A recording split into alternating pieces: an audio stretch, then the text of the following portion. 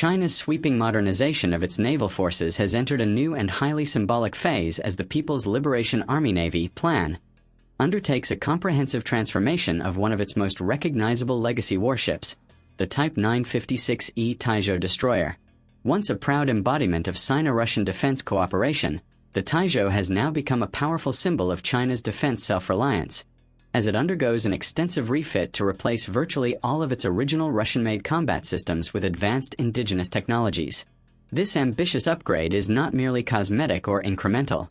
It represents a deep structural and technological overhaul designed to significantly expand the destroyer's missile coverage, improve reaction speed, and integrate it more seamlessly into China's evolving network-centric naval doctrine. The Type 956E destroyers, originally derived from Russia's Sovremeny-class design, were acquired by China in the late 1990s and early 2000s at a time when domestic shipbuilding and weapons development were still maturing. These vessels were prized primarily for their formidable anti-ship capabilities, especially the Russian-built Moskit, SSN-22 Sunburn, supersonic anti-ship missile system, which provided a level of firepower that China could not yet produce domestically. For years, ships like the Taizhou served as a critical stopgap, allowing the plan to field credible blue-water combatants while its own industrial base caught up. However, as China's defense technology sector rapidly advanced over the past 2 decades, reliance on foreign systems, particularly Russian ones, began to be viewed as both a limitation and a strategic vulnerability. The modernization of the Taizhou destroyer marks a decisive break from that dependency. According to defense analysts and regional military observers, the refit involves the removal of the original Russian radar suites, fire control systems, electronic warfare equipment, and missile launch systems, replacing them with cutting-edge Chinese equivalents. At the heart of this transformation is the integration of modern phased array radar systems, likely derived from those used on newer Chinese warships such as the Type 052D and Type 055 destroyers. These radars offer vastly superior detection range, target tracking capabilities, and resistance to electronic interference, enabling the Taizhou to operate effectively in increasingly contested electromagnetic environments. One of the most significant aspects of the upgrade is the shift in missile systems. The original Moskit missiles, while still formidable, are being phased out in favor of more versatile and advanced Chinese missile platforms. These may include variants of the YJ series anti-ship missiles and potentially even vertical launch system, VLS, compatible weapons, which would dramatically increase the ship's flexibility. Unlike the older inclined launchers used for the Moskit missiles, modern VLS cells allow for a mix of missile types, including anti-ship, land attack, and surface-to-air missiles, to be carried and deployed from the same platform. This not only expands the destroyer's strike envelope but also enhances its ability to respond rapidly to a wider range of threats. The implications of this shift are profound. By adopting indigenous missile systems, the Taizhou can achieve greater operational synergy with the rest of the plan's fleet, which is increasingly standardized around Chinese-developed technologies. This standardization simplifies logistics, maintenance, and training, while also ensuring that upgrades and software improvements can be implemented more quickly and uniformly.